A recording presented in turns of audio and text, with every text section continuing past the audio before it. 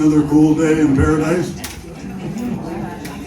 want to welcome you all. Put your phones on mute or airplane mode, please. And which slide do you have on there? Oh, okay. Just an update on the Railroad Board. The officers have been elected. Myself, Chris Swanson, I'm president. Tony Quattromoni is treasurer. Judy Studebaker is vice president. No, secretary. Bobby. Do you believe what you read? Fake news. Bobby is the secretary. Tony is the treasurer. We needed I'll a. switch where they make you want to. We need him because he gets a discount at the bank, so no fees. Also, I wanted to just share some inflationary news. This is just personal experience. Well, first of all, the gas prices are falling below $3 a gallon, which is good news. But we were doing some shopping, Christmas shopping, and the price of clothing for kids is unbelievably higher this year than it was last year. And, the money we had didn't go as far as it used to. Not a percentage or anything, but it's just remarkable. So when we were out going, we decided to stop at a place and get a snack and a beverage. And so, which was very good. We got the receipt. And you know how they put on the bottom, for those who are not good at math, a 10% tip, 15%, 20% tip, so you can figure it out. You don't have to figure it out. Well, this slip didn't have that anymore. They started at 20, 25, and 30%. So I don't know if that goes into the inflationary category or not, but that was surprising. And also, Brent doesn't have a COVID moment this morning. We have a friend in Memphis, Tennessee, in a CCRC like this. She went to a dinner, sat down with her friends who were not feeling well. And they got tested afterwards, they had COVID. Now our friend is tested positive and has COVID, is on antiviral. So the message is, if you're not feeling well, please stay in your apartment and get tested. It's still out there, but she's been vaccinated and boosted, so hopefully it isn't too severe. And, what did I forget? I think you got it all. Oh, okay. And now we have, Pam, you're gonna make an announcement.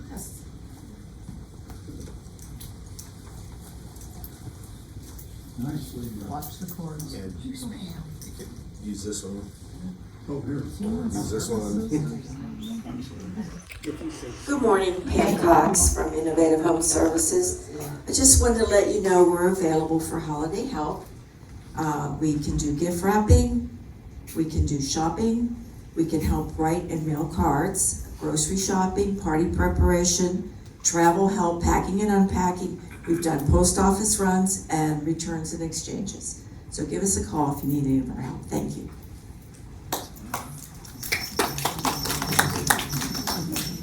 So are you gonna miss my cute little slides? I know you are. So this is my other favorite thing to do. Last week we looked at your favorite Christmas carol, and so I said I know you would want to see your favorite Christmas cookie by state. And Florida, it is the butter cookie, and that's the gray. Gray is other, and so there are a lot of chocolate bars and Christmas bars that go into the other, but Florida happens to be a sugar cookie, butter cookie. Gingerbread is the orange, and that looks pretty popular. I thought it was sort of funny if you look down along the southern borders of Florida. Most of those states have gingerbread as their favorite cookie, but then sitting right out here in this is Alabama, it's the Polish Christmas cookie. So what is that about? That's a little different. And then you would have thought that you might have seen some Mexican Christmas cookies here, but it then goes to sugar and sprinkle cookies along the southern border. So there you go. We will publish this so that you'll be able to find your home state and see if your favorite cookie is what you remember or if it's something else. So I wanted to talk just a little bit about flu activity. You might recall that we had talked last week that they are rating this different. You used to have a numerical number, now you have a category, and so it's a low, minimal, moderate, high, and very high.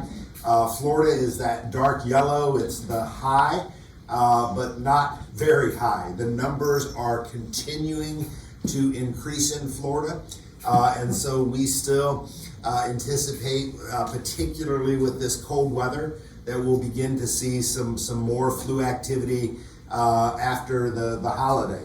So we will continue to monitor this, but so far so good, and everybody has their vaccine, so we're in good shape for that. Construction timelines.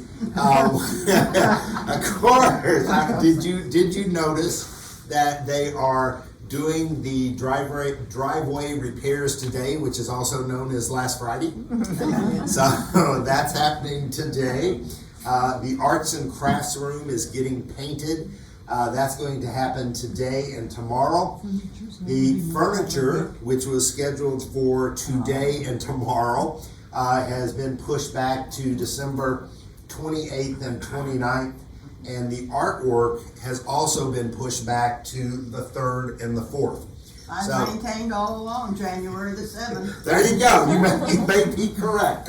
So it is looking really good in there. I walked it last night, and pretty much the town hall is done. There's a few pieces of flooring left. They're getting ready to start the baseboards this morning. You probably have seen the punch guys out touching up paint and stucco, and then the landscaping started to go in. So it's making progress, but it's not going to be December 22nd. Are they going to put sod down, Brian? Yes. So landscaping is scheduled to finish this week, but don't count on that. It's supposed to rain hard tomorrow. Yeah. Wanted to get this on your calendar. This is Friday, January 5th at 3:30 right here in the Grand Lobby South. Thursday. All right, so I've completely confused you. So on Thursday in the Grand Lobby South, and I don't know if that's the 5th or not, it is, okay, we are going to have a welcome wine and cheese for Lindsay, and this is just an opportunity to come and introduce yourself and get to know a little bit about her. It's not formal, it's just an informal gathering with a little libation and some nibbles, and just an opportunity to get to know Lindsay a bit. Grant, Yes. Lindsay is spelled wrong. That's right. I think that's right. I think it's right. L-Y-N-D, She uses the Y. yes. Oh, so she was introduced. Oh, It was with an I. I think that's correct. I think that's right. Well, I've never but- seen it spelled with a Y. Well, but I'll check, because we probably should learn her name before she gets here. But I think that's the correct spelling, but we absolutely will double check. Thank you, Chris. Grant, back to construction, I have a question, please. Yes, sir. On the walkway that we see from the dining room, that's the roof, it has the white plastic covering, but it's really dirty from the workmen and so forth. Also, the big flat roof I see, but other people won't see, but we all see that from the dining room. Is there any plans to try to power wash or clean that up to get all the dirt from the workmen? Yeah, and so great question. There's dirt, construction, dust, and debris everywhere. And so as part of their contract, they will do a final clean. But there's no point doing it while construction is still ongoing. So once the landscaping is done and everything is in and they finished with all the touch-up and the sanding and the stucco repairs and the interior, then they'll come back and there is a deep clean associated with the contract. So we'll make sure that they address those areas as well. So I wanted to talk just a little bit about the Florida legislative session. It is getting ready to open in March, so we're still several months away from the opening. But more importantly is the period from generally the middle of January until the 1st of March. That's when our newly elected representatives show up in Tallahassee and have open office hours. And so this is really when advocacy becomes an important role for all of us. Because this is when the constituents here in Florida have an opportunity to go and weigh in and lobby for special interest related to whatever affects them. And of course, we have a number of great legislative organizations that represent our industry, FLICRA, Leading Age, Florida Healthcare, and we typically, as an organization, and then also our resident body, have been very active in lobbying our legislature. And so that period is getting ready to start typically the 14th of January. I think that's the second Friday of January. And open office hours will continue until the start of the session in March. So this year, you'll recall that in 2022, a lot of the legislation was centered around COVID, Irma, staffing, reimbursement. They were all issues that were related directly to the impact of COVID and inflation and the economy and how it was impacting senior housing. This year, there is a different legislative priority, and this is the summary statement. So FLICRA and Leading Age, their proposal this year is intended to help ensure future viability and financial strength of the continuing care life plan community in Florida. And they're going to do that by modernizing current laws affecting access to capital, annual reporting, campus expansions, escrow requirements, and regulatory relief in the event of a catastrophic occurrence. So this year, their tag is modernization of the CCRC model. So that's what you're going to hear over the course of the next couple of months. And in Leading Age, how many of you gotten Leading Age yet this month? I got it early. I went and downloaded it off of their online service. There is a really good summary of not only the legislative outlook in the session, sort of prioritizing what we're going to be focusing on, but there's also a really good article on one of the back pages from Cindy Beyer, who's talking about how the industry is repositioning to move forward, and we're no longer going to look backward. We're going to leave COVID behind, and we're going to move forward. And so that's a good article as well. But there were four that I wanted to highlight, and maybe over the course of the next couple of weeks, we'll highlight maybe 4 per session and just have that brief discussion. So the first one that I wanted to address was the definition for resident council and designated resident representative. One of the goals of Leading Age is to bring some clarity to that and some additional definition. And so throughout councils in the state of Florida, the officers are not necessarily the same as what we use here at Regency Oaks. And the duties, responsibilities, and their role in representing the residents with management is can vary from community to community. So one of the things they want to do is to try to bring some clarity and some continuity into that role so that it's better defined, and so that if you are a CCRC, there's going to be the role of these X positions, and they may or may not be. It could be president, chairman, one of those. There could be 3 elected officers, there could be 4. That's the purpose of that. And so it's going to be really important that we weigh in so that our voice can be heard as well. Second one that I'll highlight is the streamlined financial reporting by eliminating multiple audits for CCRCs that are part of a ownership group. So in Regency Oaks, the law states that there has to be a financial audit every year, and so we do that. What the proposal is to create one audit for multiple owners. So in the state of Florida, for instance, LCS has 9 properties, and instead of having to do 9 separate audits, we would do one audit, and it would be a collective audit of the entire ownership group. So that's one of the proposed changes as well. Eliminate the requirement that escrowed accounts must be established in financial institutions with a Florida branch. Now that doesn't necessarily mean much to you, but it means a lot to out-of-state owners, and like Regency Oaks. So the management group of Regency is in Des Moines, Iowa. The ownership group is in California. And so right now, currently, all of our escrow payments have to go through a pass-through account. So we bank with Bank of America.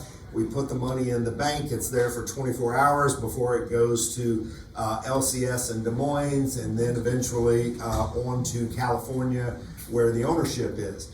And so this will just allow for a cleaner direct deposit situation because it will allow out-of-state banks to accept the escrow payments for entry fees. So sort of a technical issue, but it will make life easier for us. And then the last one is to clarify the role of the resident council in terms of its authority to establish and appoint committees. And essentially what it does is it says every committee or subgroup within the organization reports up through the resident organization. And so it just clarifies that reporting relationship. Okay, and those are the 4 that I was going to highlight today. That's it. We're going to open it up for questions. We got a mic coming here. That's short and sweet.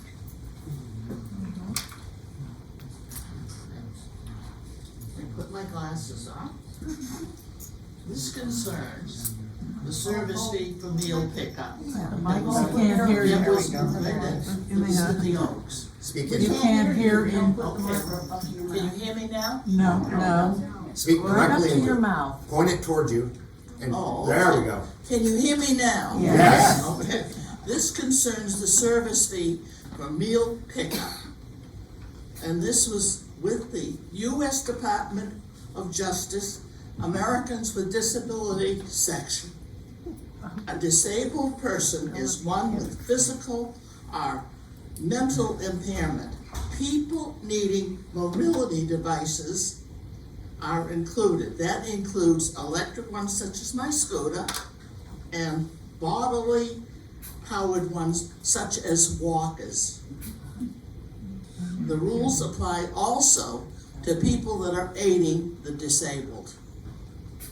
Title 311, Public Accommodations, says, and this I wrote down, fees may not be charged for provisions of auxiliary aids or services. My question is, what are you going to do to comply with this? We, My other question is, and this is sarcasm, are you gonna start a corkage fee for people bringing wine into the dining room? all right. So- Amen. So we have a much different interpretation of the rules and law. There's fair housing, there's EEOC, there's Americans with Disability Act. Our attorneys have looked at all of those, and we have taken up a different position. Our interpretation of all that legislation is that you cannot discriminate based upon those handicap, and you must make a reasonable accommodation. What the legislation does not say is that you're entitled to the service based upon your handicap at no charge. And so a cost covering fee is appropriate and allowed under the legislation based upon our attorney's review. Okay. I think this is something that I will bring to the ADA with the complaint, Mhm. and I'm willing to buck it up with my own lawyer. We encourage you to do so. Amen. Can you talk a little bit more about the underbelly of what's going on here? Well, so, this should not come as a surprise. We've been talking about this for a year. I've been asking for your help in crafting a solution for over a year, and quite honestly, I've not gotten much of a response. So pre-pandemic, we used to have about 30 or 35 pickups on a daily basis. We're now up to 180. We have been at 180 for more than a year and a half. And so and we've spelled this out, there are 8 or 9 reasons behind doing this. The first of which is the fact that we are isolating our seniors. And you are being deprived of socialization because you're not coming down to the dining room. We want you in the dining room. There is a cost affiliated with this. There is a priority workload affiliated with this. My team is having to spend all their time doing takeouts and to-goes when they're supposed to be in the dining room taking care of our residents. Our food is not well represented or presented when it's in styrofoam containers and served 20 minutes or an hour or reheated in your apartment. We've talked about this forever. I tried to get you to cooperate with us and do this voluntarily. Quite honestly, I was met with deaf ears. So we're moving forward. It's going to be effective January 1st. Can we have any excuses on the doctor? Explain to as them far what the as cost, what the hospitals? fee is, the amount. $3.50 per pickup, and that's per person. If there are 2 of you, it's $7. What about delivery? We got a question here. Delivery is $5. I think delivery is $5 and pickup is $3.50. Are you gonna charge for the dishes that people eat on? Is there a financial penalty for construction company failure to meet construction deadlines? Yes. So no. No. So when this contract was set up, it was set up on achieving an early construction delivery date, which they failed to meet. And so they had significant bonuses and rewards for meeting an early construction deadline, which they were not able to meet. So with the popularity of this program, which obviously it has been very popular, there are a lot of residents who enjoy the option that we've had. I understand that there are problems inherent with this, but because it is so enjoyed by so many, isn't there more of a happy medium that could be accomplished to satisfy residents and to satisfy the other end of it too, with costs and with labor and so forth? You would have thought that would have been the case, but we tried for over a year to come up with a solution and literally got nothing. And so at this point, we're moving forward with the plan. How many people here feel that yours is a solution? What? Does anybody feel that this is the solution?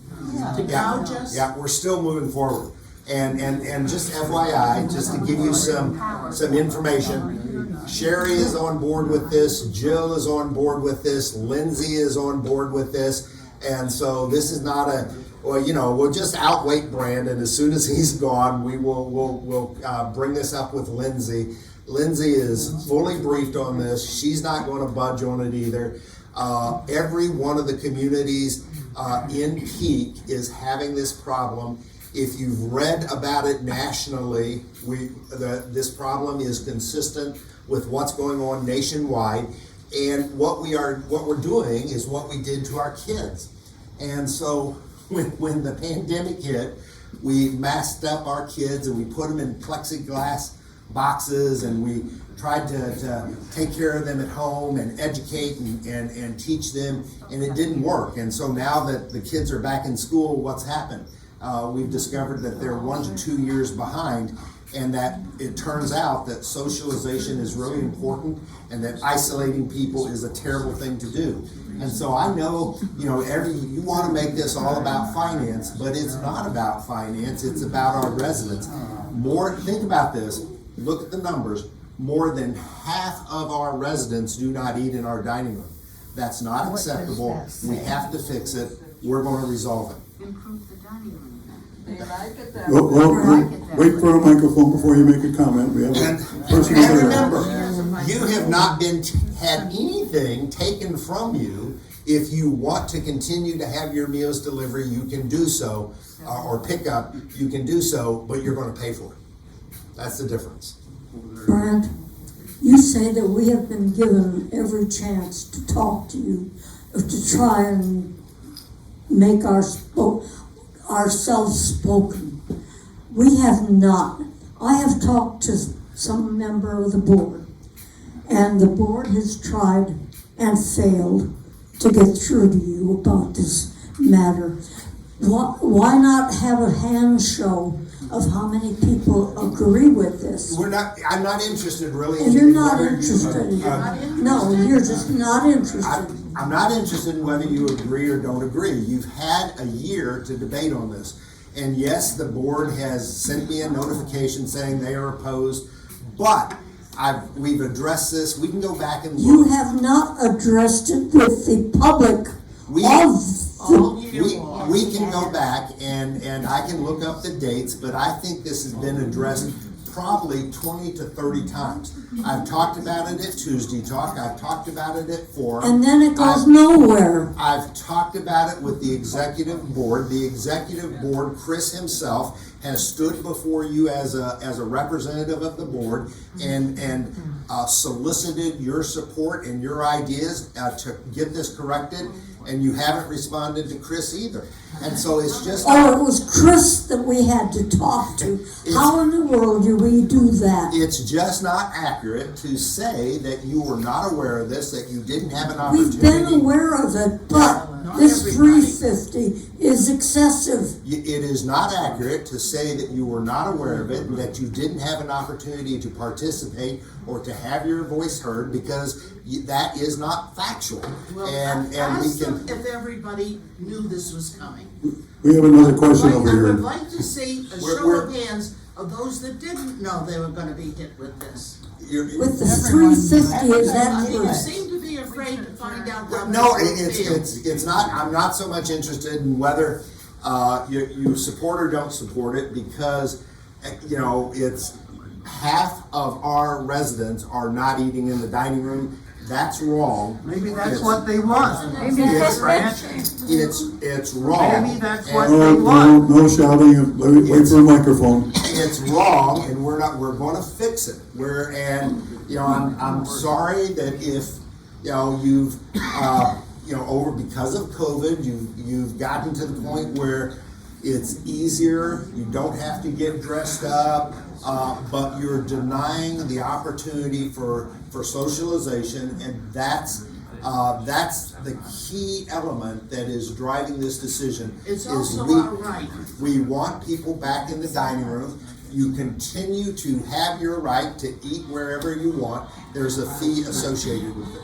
What I'd about like to people hear with physical comments from the disabilities? audience Well, here. I got 3 minutes. What about people with physical disabilities? So if, This is my point. Please, wait for the microphone, don't be shouting out comments and questions. We got a question right here, please. Some of us do isolation outside of Regency Oaks. This is not just, we're locked, you're locking us in, all right? If I'm out socializing, I have to be back here at whatever time you want. I have to change my clothes to go to the dining room. I have to have a reservation to go to the dining room. So I've been doing takeout for 8 years. You're now raising me $1,000 a month, okay? So I find that, is there an internal thing here that's a problem? We're not getting our housekeeping every week. So maybe housekeeping, some of their budget needs to go to dining. I don't know if it's an internal thing for you, but it's so, again, it's about getting people back into our dining room where that's where our food is best presented. Hot food is served hot, cold food is served cold. You're not eating your food in a styrofoam box that's been sitting on a counter for 20 minutes where everything is jostled about. You have an opportunity to have socialization. You're not isolated in your apartment, alone and unseen. You're fully participating in community life. You know the rationale. I know you don't agree with it. We don't need a show of hands. I already know none of you agree with it. But it's the right thing to do, and sometimes it's hard to do the right thing, but it doesn't mean you shouldn't do it. We're going to do the right thing because it's in the long run, it's going to benefit the residents of Regency Oaks. Our choice. It's our choice. It is your choice, and you still have that choice. I have a comment. One thing that I think we need to Where take- are we? I can't I'm hear sorry. for all the chatter. Yes, okay. One thing I think we need to take into consideration is the fact that, every year people get older and maybe they can't go to the dining room. They move to assisted living. Yes, exactly. That's our purpose of our assisted living, is if you reach the point where you're not able to come to our dining room, you should go to assisted living, where we will escort you to our dining room, we'll provide meals in your room. You're an independent living. I think you need to say Sherry Robinson, because we have a Sherry here. Oh, yeah. So you need to point out that it's not our Sherry, it's Sherry Robinson. Yeah, this conversation is happening across the portfolio, and all of us are committed to doing this because it's the right thing to do. And so I know that, I've talked to another couple of executive directors who've had this meeting, and they said, well, they're going to call News Channel 8, and they're going to write petitions, and they're going to write the governor. Well, and certainly you are free to do that, but ultimately, here's the message: it's the right thing to do. We are taking half of our residents. We have 450 residents in this community. We have 180 of them who never leave their apartment for meals. And that means what happens to them? They're isolated in their apartments alone, without friends, without socialization. We can't continue to do this. It's not part of our messaging, and it's the right thing to do. And so I understand your angst. I understand that you're not happy with this decision, but it is the right thing to do. I think we've spoken enough about this topic, and you're both, we have to agree to disagree, because nobody's gonna change their mind, I don't believe. how many people here agree with it? I don't think anyone agrees with it. Well, gee, then maybe you're not right. Is everybody else here wrong? I understand it. Are we wrong? And you're I right? think a lot of us I think understand that's it. weird. Yeah. And why. Yeah, so, and I think Bobby's point is probably accurate. A lot of you understand it, none of you like it. And so I'm comfortable with that. I don't understand it. I've talked to people in other facilities, not LCS, and nobody is gouging like this place. It's not gouging. Nobody is charging $5 for delivery. We have a question here that's on a different Oh, topic. sorry. This one first, Where are Bob. we? I don't even know where we are. Brant, my opinion is, it's probably one more executive opinion or decision that we didn't put the residents first. And I wish we could go back to those days when the residents came first. It depends which residents you're talking about, because, you know, the 180 residents, I gladly will yield. You have a cane. You're not going to win. Okay. Well, Mr. Executive Director and members of the board, ladies and gentlemen, my name is Bill Lewis. I tell you that because I'm going to watch television this afternoon and I'd like to see and hear my name, really. I hope in the next few minutes I can bring a little humor to this, but also there's a little bit of bite to it. On the 7th of June, for you people that are new, on the 7th of June, in the North Building, in apartment R402, there was a fire. Oh, the flames, the smoke, Water.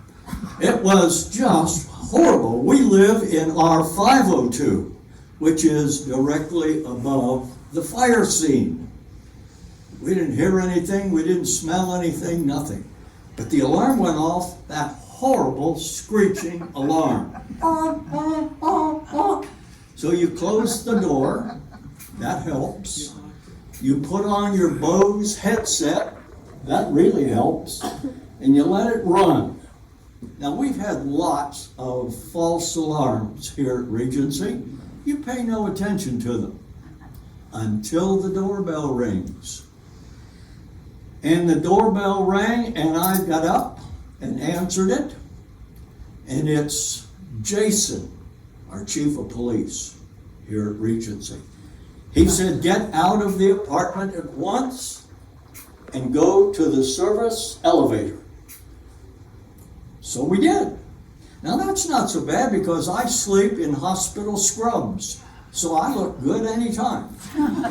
Some of you need to think about what you wear. Pretty flimsy outfits, I might add. Well, anyway, the alarm goes off in the 5th floor, got on the service elevator, went down to the breezeway, and we sat. I've never seen so many fire trucks in my life. 22 red lights every place. Firemen running around in their boots, their heavy equipment, their helmets, flashlights, and big axes. What in the world's going on? Well, pretty soon we're called into the north lobby. They said, if you live on the 5th floor, you may return to your apartment. Hot doggy, I live on the 5th floor. So we went up. When I arrived at my apartment, you can't believe it. The door had been totally smashed in. Now I'm going to tell you, the last thing I did before I left that apartment was to do what my dad always said I was to do. Billy, lock the door. So Billy locked the door. I'm sure the fire department came up and they tap, tap, tap, tap. Billy, are you in there and okay? No. They take one, whatever it is, mallet, and in goes the door. The frame, all around the frame came the plaster. Well, what do? Can't lock the door. Well, I had Margaret standing guard from 9 p.m. till 6 a.m. outside, and I brought that to the attention of this group. And within 24 hours, I had a door with a lock on it. So Margaret was kind of relieved. It's an internal door, folks, an internal door, the same kind of door you have leading to your bathroom, not a fireproof external door. Are you beginning to get the point? I'm hearing your point. All that. So, what I'm asking now after, I don't want to forget this. The big guy announced after the fire it was going to take 6 months to get the doors. There were 8 kicked in. 6 months.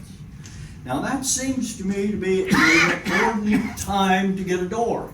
You could go down to Ace Hardware, get a door, prime it, paint it, put a lock on it, hang it.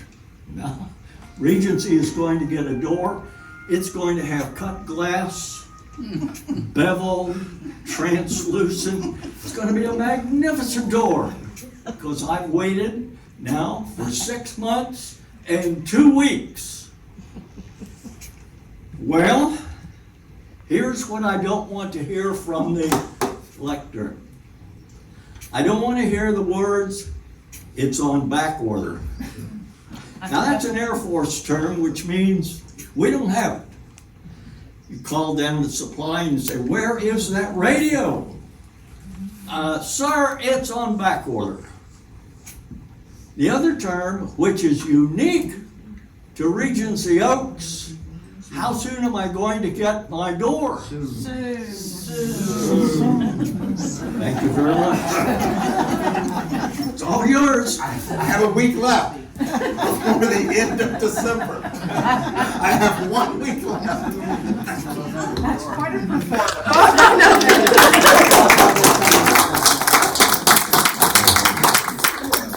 Oh, thank you, Bill. I'll be really quick. I don't know how this has become my personal challenge, but I think it was only a week ago we talked about fire extinguishers, and Brant has already got the sample fire extinguishers and a sign-up form. I would love to know that the person on top of me has their fire extinguisher because of the water and everyone else, and they could be a great Christmas gift, so get your fire extinguishers.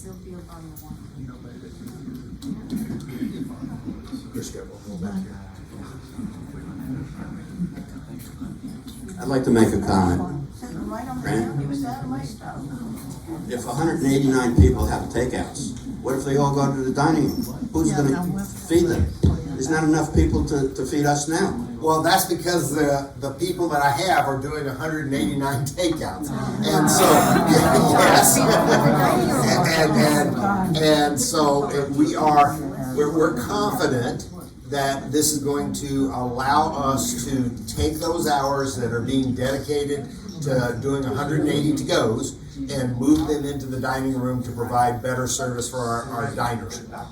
We're confident of that. 11:15 and 11:45. It has nothing to do with the dining room. Nothing.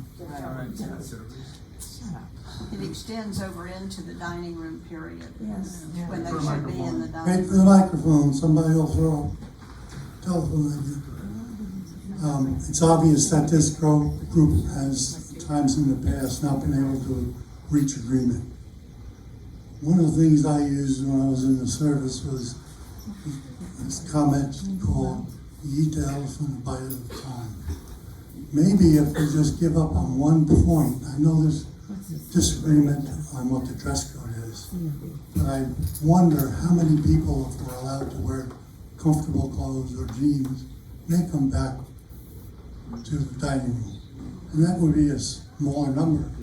I'm not trying to eat the elephant at the same time, just take a small bite.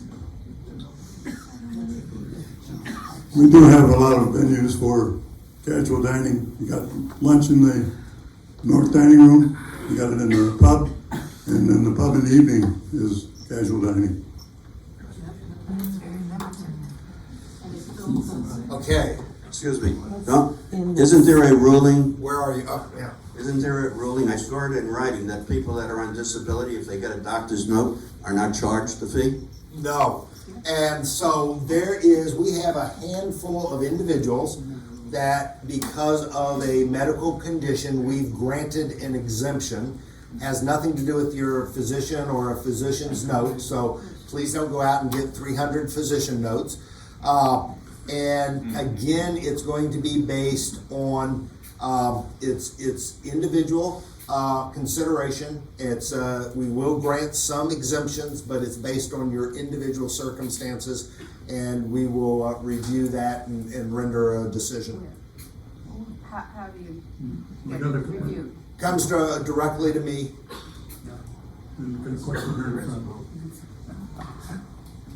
I can't follow Bill Lewis. I mean, that was quite a performance. But I did want to finish on a high note. On Friday the 23rd, we're going to have a group sing-along here in this room. We're going to have solos, we're going to have duets, we're going to have readings. This is our collective family of Regency Oaks getting together to celebrate Christmas with a lot of carols and a lot of good feeling. So please come. Brent, What time? if I have a doctor's appointment and get a treatment and the doctor tells me I have to rest for the rest of the day, what do I do? I can't get a meal to take out? Yeah, it's it would cost you. You'd pay for a pickup or a delivery. There's no excuse for any of that? Or if I have a cold and I'm not allowed to go out, what do I do then? So if you have on our delivered meals, there is 3 times a month up to 12 per year. 3 times a month up to 12 per year, we will deliver your food at no charge. And that's typically because of our belief that if you're ill, we don't want you in the dining room. And so we will provide meal service to you on those days. Up to 3 times a month free, no more than 12 per year. You said it. All right. So thank you very much. I know that this is not the decision that you're happy with, but ultimately I think it's the right decision for our residents.